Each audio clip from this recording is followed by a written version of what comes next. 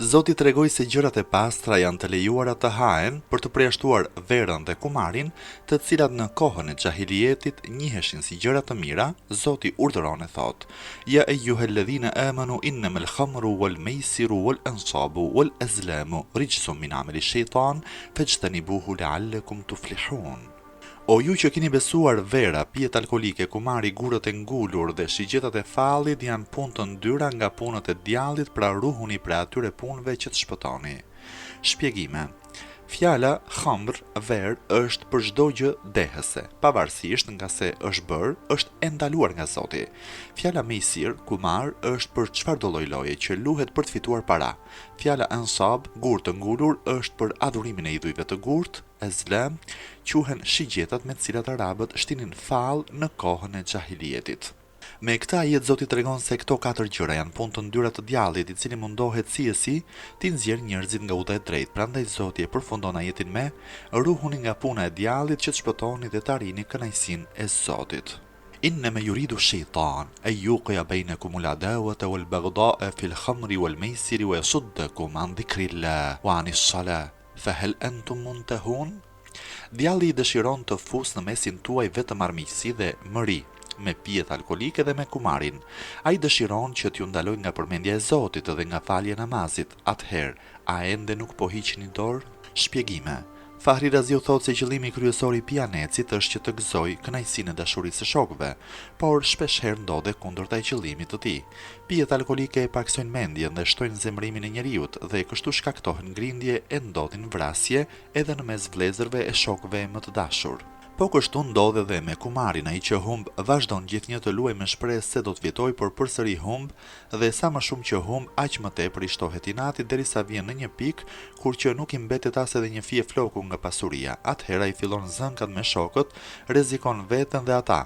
Në këtë mënyrë, djalli i mallkuar ja arrin qëllimit. Prandaj Zoti ynë ka treguar në këtë ajet se këto lloj punësh, ashtu siç të prishin punët e kësaj bote, po ashtu djalli me këto punë dëshiron t'ju prish njerëzve edhe punët e ahiretit. Nuk e përmendin Zotin, nuk falen, nuk bëjnë ibadet e të tjerë. Për këtë arsye Zoti ka përfunduar ajetin duke thënë: pra a ende nuk po hiqni dorë? Siç shihet, kjo fjalë është një urdhër në trajt pyetje dhe do të thotë hiqni dorë një orë më parë. Zoti me madhërinë e vet pasi na ndaloi pijet alkolike të cilat të prishin mendjen dhe trupin, na ndaloi edhe kumarin që të humb pasurinë me të cilën vazhdojmë jetën tonë. Për të treguar se duhet të bindemi urdhrave të Zotit e të pejgamberit, Zoti urdhëron e thotë: wa atiu Allaha wa atiu ar-rasula wahdharu fa in tawallaytum fa'lamu annama 'ala rasulina al-balaghul mubin.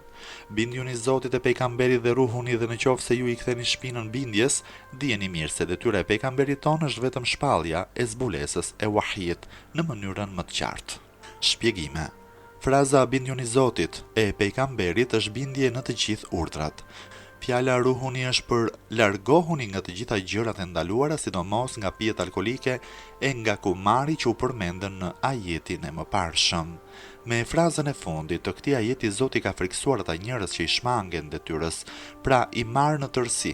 Ajeti do thotë: besimtar, të mos t'ju gabojnë sytjet e djallit, por bindjuni Zotit në të gjitha urdhrat, bindjuni atij që Zoti ju rregullon të gjitha punët tuaja.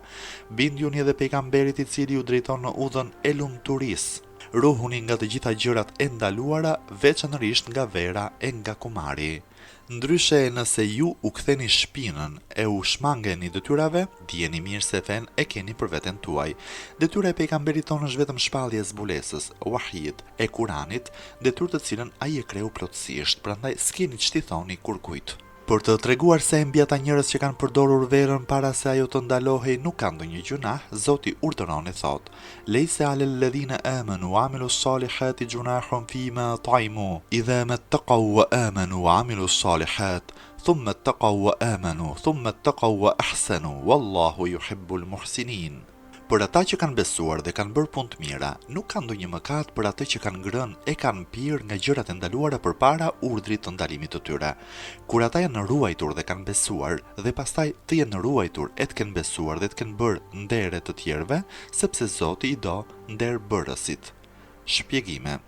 Në tefsirin e Taberiut et Hazinit thuhet se zbritjen e këtij ajeti e ka sjell pyetja që disa sahab i bën pejgamberit për punën e myslimanëve të vdekur para se të ndaloheshin pijet alkolike dhe kumari.